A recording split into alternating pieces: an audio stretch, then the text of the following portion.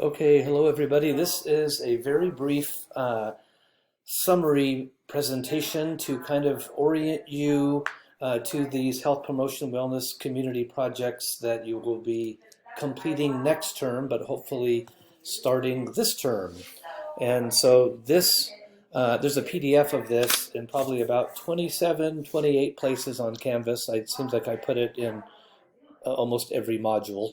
So I wanted to at least have a recorded lecture so you could hear me talk you through this. The first slide is a quote by Stephen Covey, begin with the end in mind. And so my objective with this little presentation is to kind of give you that overall perspective of where you are going, as that will help you avoid a lot of pitfalls along the way. So you have the precede proceed recorded lecture, so you've learned all about the various steps of this using this model. And so I'll just kind of walk you through this. And what I'd like to do, there are two examples posted on Canvas. One is kind of a sports related example of ACL injury prevention in soccer players. And then the other one is the project completed last year with the construction company and injury prevention for construction workers. So those two examples are posted at the very top of Canvas under your syllabus and course resources, and then also down at the bottom module, or close to the bottom, where we're kind of talking about next term and wrapping this term up. So these examples are in two places.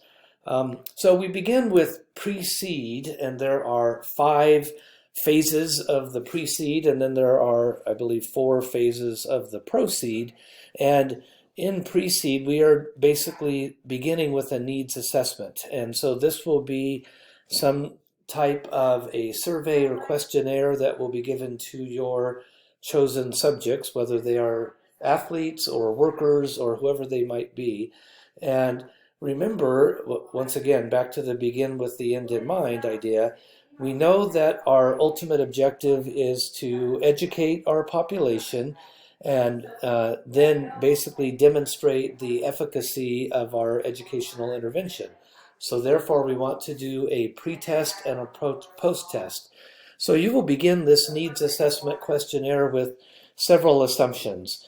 For example, just in class, we talked about possibly working with teachers or construction workers or movers. So with that population, you would make a few assumptions of what you think you might want to educate them on, such as body mechanics and maybe a warm-up if that is appropriate, but basically injury prevention.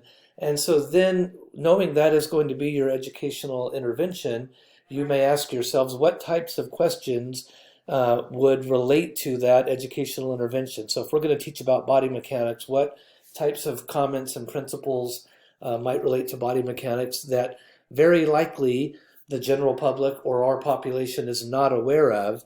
And so that's kind of how you can put together your survey and questionnaire. You're basically finding out where your population lies in terms of knowledge about whatever you plan to educate them on. And so a simple questionnaire or survey would ask your subjects questions about body mechanics, injury prevention, typical scenarios where an injury could occur, so forth.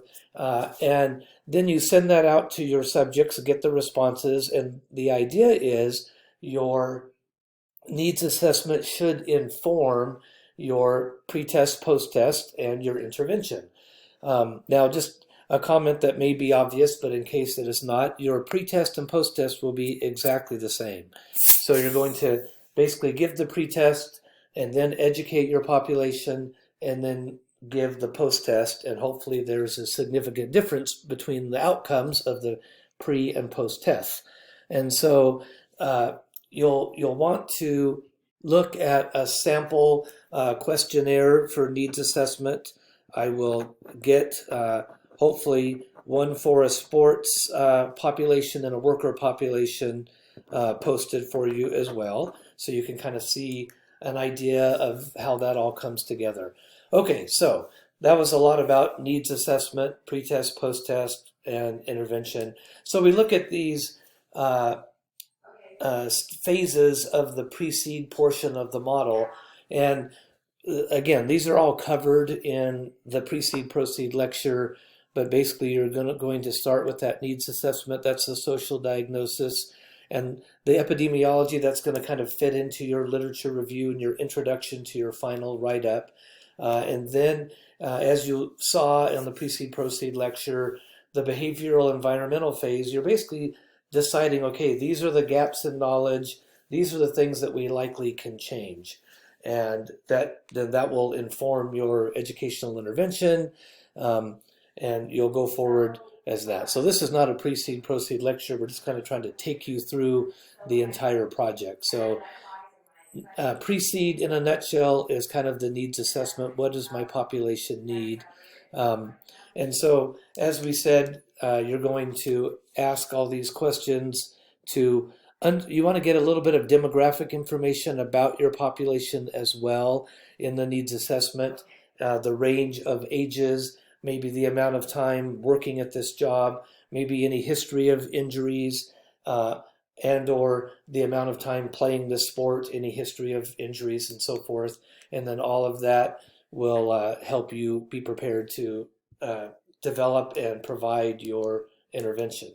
Now, one other part of our project will be an educational handout that you will leave with your population. And a great way to look at this is basically a cheat sheet or a reminder for the content in your educational intervention. Remember, we're setting ourselves up to succeed. So we do our needs assessment and we make some assumptions about what our population might likely not be understanding about the sport or the work that they're doing. We create our educational intervention knowing that we're going to do a pre-test and a post-test.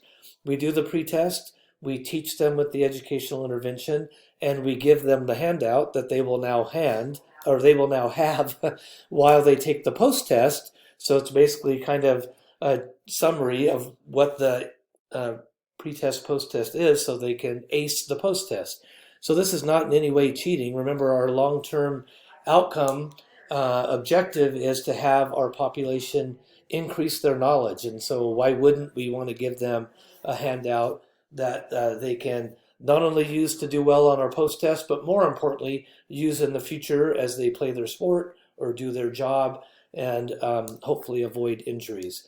So another very important element of these handouts will be, towards the end of this term or more commonly next term, as your group project is progressing and you've created these handouts, before you give them to your population, you'll be in contact with me. And once you are about to that point, I will assign your group to another group for peer review. So you're basically just going to run your handout by a group of classmates and have them look at it and give you any feedback about, is it easy to understand? Is the format acceptable? Is it appropriate for your audience? You'll see with the portfolio example from the construction worker group last year, they translated all of their materials into Spanish because several of the workers were Spanish speakers only.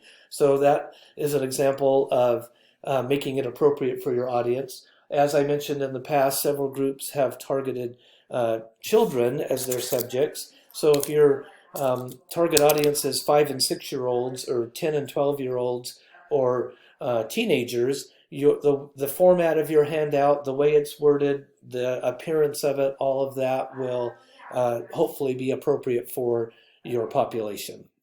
So that's the peer review. You want to look at the handout with the audience in mind and make sure that it's appropriate. And so these edits are often very helpful before we give them to our actual subjects.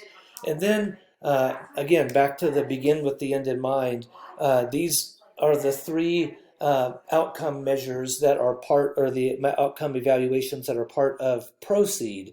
So we look at the process. You at the beginning of the project, you kind of will have a vision of how you think everything will go in terms of contacting and interacting with your subjects.